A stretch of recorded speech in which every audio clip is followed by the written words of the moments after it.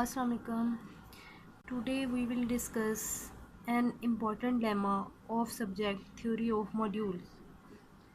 So basically it is the three lemma and it is a very important lemma.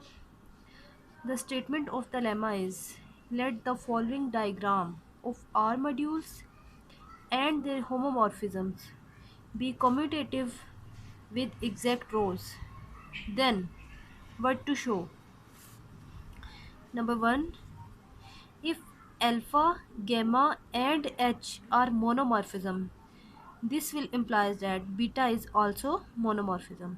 Part number 2, if alpha, gamma and G are epimorphism, this will implies that beta is also an epimorphism, or you can also write that beta is so. And the third part number 3 is if alpha, gamma are isomorphisms, H is an R monomorphism, G is an R epimorphism, then this will imply that beta is an R isomorphism. So basically आपको एक diagram given है R modules की और होमोमॉर्फिज्म्स की, और वो diagram जो आपके पास गिवन है, ये दिस डायग्राम, ये कम्यूटेटिव है विद इज एग्जैक्ट रोज, इसकी रोज क्या है, एग्जैक्ट है. देन आपने पार्ट नंबर 1 में क्या शो करना है कि इफ़ अल्फ़ा, गैमा और एच मोनोमॉर्फिज्म है. Monomorphism means 1 1. If alpha, gamma और एच 1 1 है, देन आपने शो करना है कि बीटा भी 1 1 होगा. एंड पार्ट नंबर 2 में आपने शो करना है कि इफ़ अल्फ़ा, गैमा और जी आर एपीमॉर्फिज्म, मीन्स के अल्फ़ा, गैमा और जी अगर एपीमॉर्फिज्म है यानी कि ऑन टू है. ठीक है, एपीमॉर्फिज्म को ऑन टू भी बोलते हैं. If alpha, gamma and G are onto, then आपने शो करना है कि बीटा भी ऑन टू हो. And the third part number 3 is कि अगर अल्फ़ा और गैमा आइसोमॉर्फिज्म्स है, मीन्स के 1 1 भी और ऑन टू भी हैं. कौन? अल्फ़ा और गैमा. जो आइसोमॉर्फिज्म होता है उसमें 1 1 भी हो जाता है और ऑन टू भी हो जाता है, और इसको हम बाइजेक्टिव भी बोलते हैं. ठीक है, तो पार्ट नंबर 3 क्या है कि इफ़ अल्फ़ा और गैमा आइसोमॉर्फिज्म्स है, मीन 1 1 भी हैं और ऑन टू भी हैं, और एच आपके पास सिर्फ क्या है, मोनोमॉर्फिज्म, मीन्स कि एच सिर्फ 1 1 है, और जी क्या है, एपीमॉर्फिज्म, मीन्स कि जी ऑन टू है.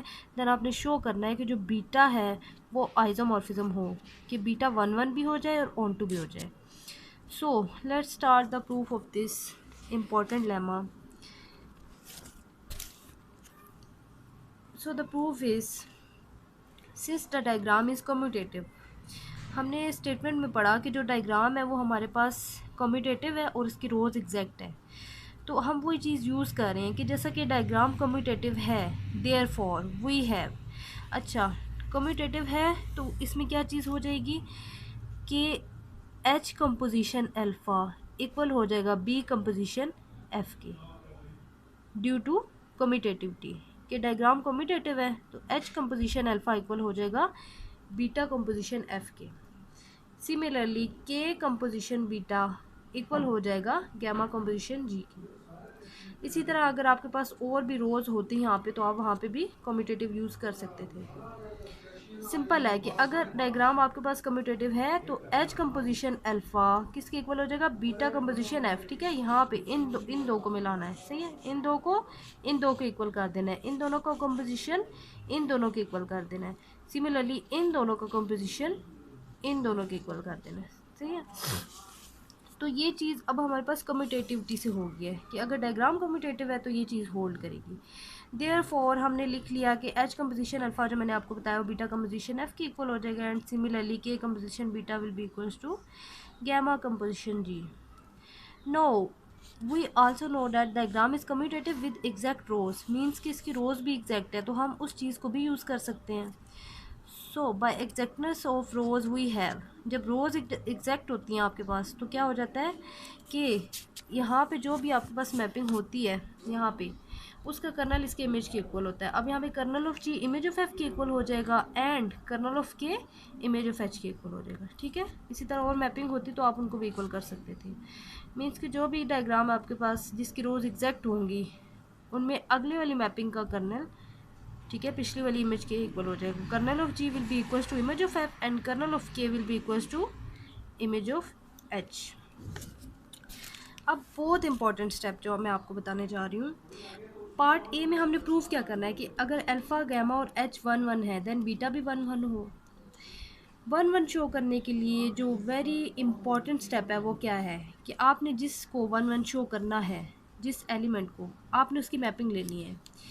फॉर एग्जांपल हमने बीटा को शो करना है 1 1, so beta is a mapping from B to N. ये आपने मैपिंग ले ली। 1 1 शो करने के लिए हमने क्या करना है कि हमने एक एलिमेंट लेना है। वो एलिमेंट किसका होगा, ये मैपिंग जहाँ से स्टार्ट हो रही होगी इसका एलिमेंट होगा, और वो किसको बिलोंग करेगा, मैपिंग के कर्नल को। ये बहुत इंपॉर्टेंट बात है, ये आपने याद रखनी है कि जिसको आपने 1 1 शो करना है आप इस तरह से करें कि जैसा कि अभी हमने 1 1 शो करना था किसको, बीटा को। सो हमने क्या किया, इसकी मैपिंग ले ली। सिंपल, आपने पूरी डायग्राम में से एक मैपिंग उठा ली बीटा की, बिकॉज बीटा को हमने 1 1 शो करना है। Beta is a mapping from B to N. अब नेक्स्ट स्टेप आपका क्या है, फर्स्ट आपने मैपिंग ले ली। नेक्स्ट स्टेप क्या होगा कि ये मैपिंग जहाँ से स्टार्ट हो रही है उस एलिमेंट का एक स्मॉल एलिमेंट आपने ले लेना है, कैपिटल बी का आप कोई भी एलिमेंट लेंगे, लेट्स से स्मॉल एलिमेंट, और उसको आपने बिलोंग करवाना है इसके कर्नल से। जो भी मैपिंग होगी उसके कर्नल से उस एलिमेंट को बिलोंग करवा देंगे। जैसे कि अब हमने यहाँ पे स्मॉल बी कैपिटल बी का एलिमेंट लिया और इसको हमने बिलोंग करवा दिया इसके कर्नल से, बीटा के कर्नल से। ठीक है, let beta B belongs to kernel of beta. इसके बाद अब आपने क्या यूज़ करना है, डेफिनेशन ऑफ कर्नल। कर्नल की डेफिनेशन आपको पता है क्या होती है कि जो भी चीज़ कर्नल को बिलोंग करती है उस एलिमेंट का इमेज ज़ीरो हो जाता है। So if B belongs to kernel of beta it means that beta of B equals to zero. And why zero of N, क्यों हमने यहाँ पे ज़ीरो ऑफ एन लिखा, because beta is a mapping from B to N. तो हमारे पास जो भी B के एलिमेंट्स होंगे उनका इमेज अंडर बीटा वो किसके एलिमेंट्स के इक्वल हो जाएगा, एन के एलिमेंट्स के equal.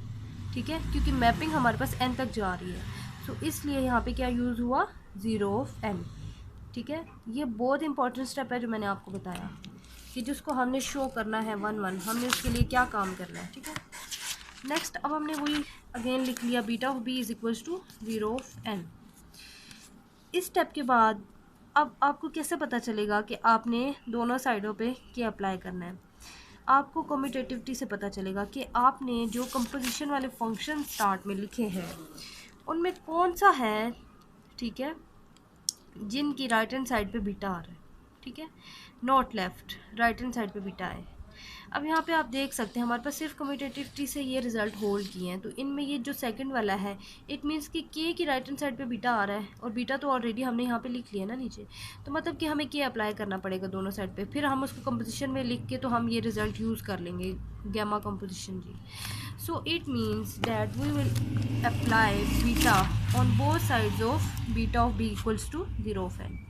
So we will do that, हम अप्लाई करेंगे यहाँ पे के दोनों साइड्स पे। अब आपको इसकी रीज़न समझ आ गई होगी कि मैंने यहाँ पे के क्यों अप्लाई किया, कुछ और क्यों नहीं अप्लाई किया। ठीक है, क्योंकि बीटा के साथ हमारे पास के है इसलिए। नेक्स्ट हमें पता है किस तरह से ब्रैकेट में लिखा हो तो कंपोजिशन में भी लिख सकते हैं। And K of zero N is equal to zero of P, Y, because K is a mapping from N to P, so K of zero N will obviously equal to zero of P. Next K composition भी हमारे पास किसके equal था, gamma composition जी, तो इसको हम simply यहाँ पे replace कर सकते हैं। नेक्स्ट अब हमने दोबारा से कंपोजिशन को ख़त्म करके ब्रैकेट्स में लिख दिया and this equals to zero of P.